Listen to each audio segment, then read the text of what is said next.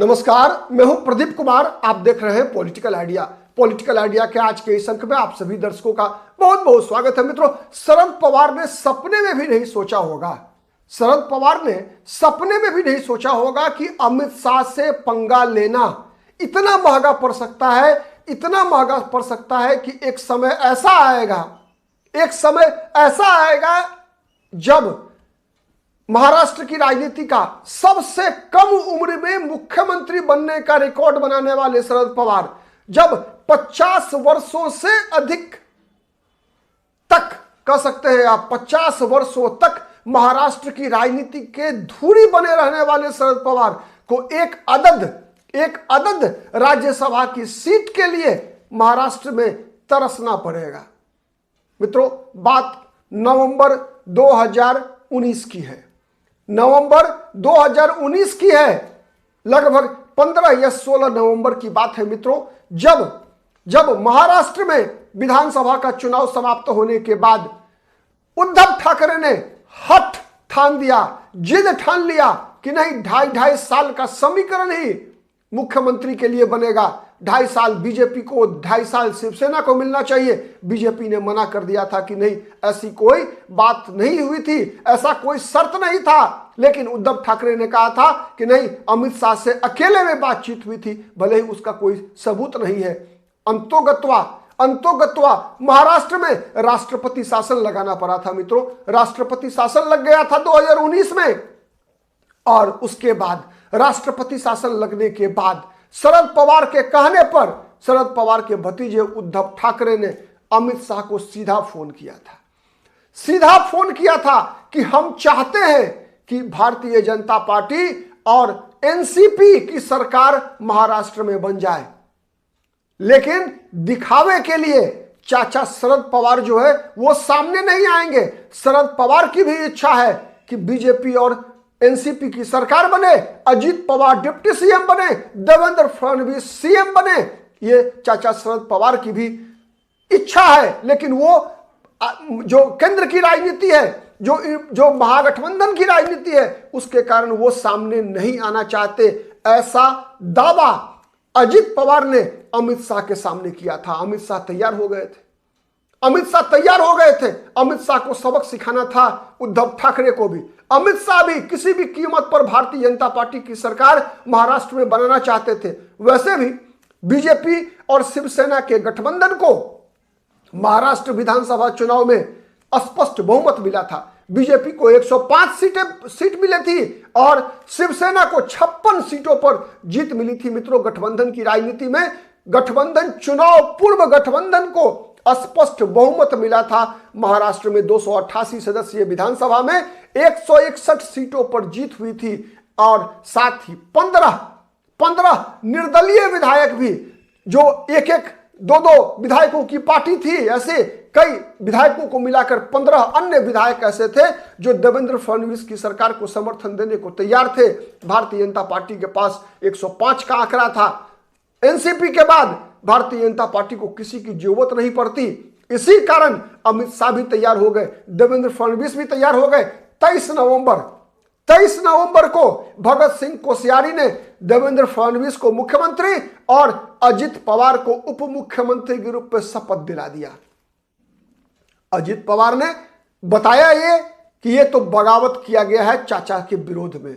चाचा के विरोध में बगावत इसलिए है कि चाचा उद्धव ठाकरे को मुख्यमंत्री बनाना चाहते हैं, लेकिन अजित पवार ऐसा नहीं चाहते। अजित पवार चाचा के खिलाफ विद्रोह का दिखावा करते हैं, और अंत में जब सरकार बन जाती है तो 23 तारीख के बाद 26 तारीख को भारतीय जनता पार्टी को अंगूठा दिखा देते हैं। समर्थन नहीं करने की घोषणा हो जाती है। कहा जाता है कि सब एनसीपी में कोई विभाजन नहीं।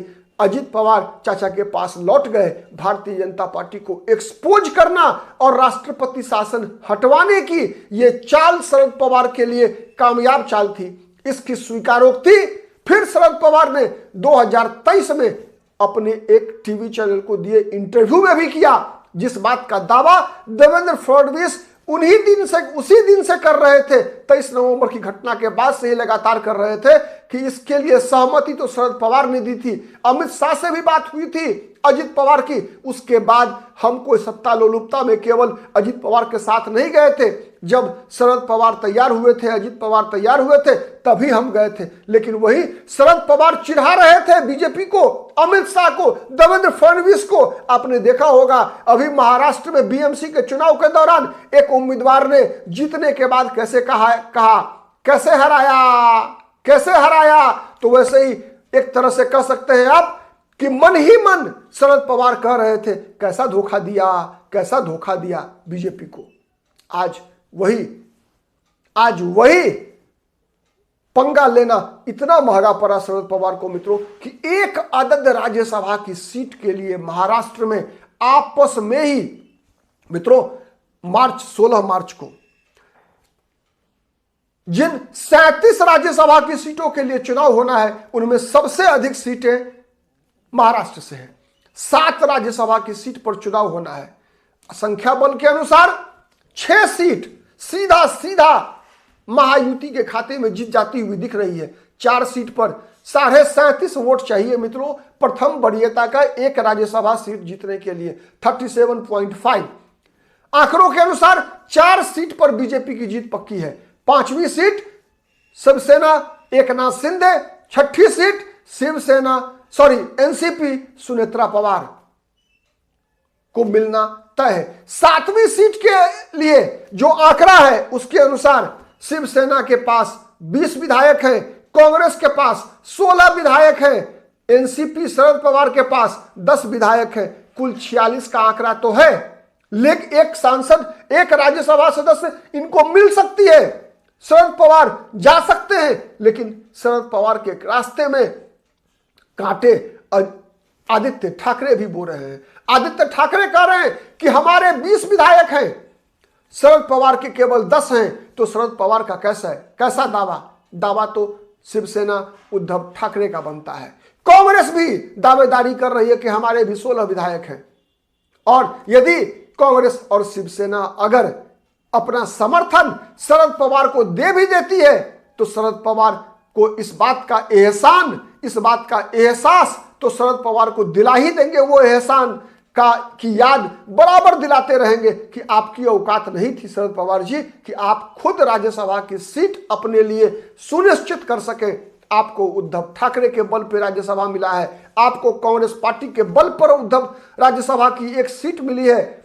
और जीवन के इस दौर में 88 वर्ष की अवस्था में केवल ये पहला पंगा का पहला परिणाम नहीं है मित्रों। उसके बाद बीजेपी ने क्या क्या किया शरद पवार के साथ बताने की आवश्यकता नहीं है। केवल एक उदाहरण दे दूं, जिस अजित पवार ने धोखा दिया था बीजेपी को पावर पवार के कहने पर कि कैसा हराया, कैसा मजा चखाया, ये कहने वाले उन्हीं शरद पवार की पार्टी को मित्रों ठीक 2024 के लोकसभा चुनाव से पहले 2024 के लोकसभा चुनाव से पहले भारतीय जनता पार्टी ने अजित पवार को जब एकनाथ शिंदे मुख्यमंत्री थे उन्हीं दिनों बीजेपी ने अजित पवार को शरद पवार से तोड़ ही लिया, फाइनली तोड़ लिया। और अब देखा आपने कि जिस प्रकार से सुनेत्रा पवार को एकाएक अजित पवार के निधन के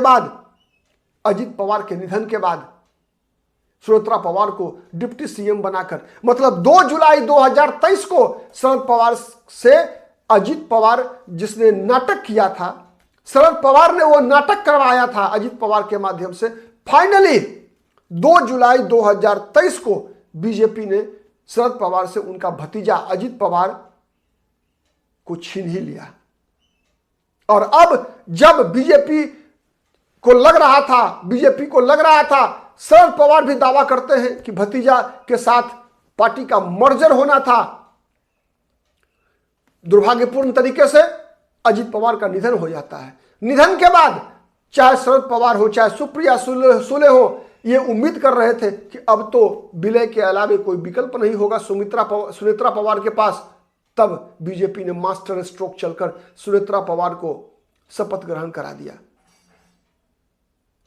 मतलब न पार्टी का मर्जर नहीं हो सका, तो यह भी एक कह सकते हैं आप कि ये शरद पवार की हार तो एक प्रकार से 23 नवंबर 2019 को जो झटका शरद पवार ने बीजेपी को दिया था, जो पंगा मोल लिया था अमित शाह से शरद पवार ने, उसका परिणाम इतना बुरा होगा शायद शरद पवार ने सपने में भी नहीं सोचा होगा। आप क्या सोचते हैं?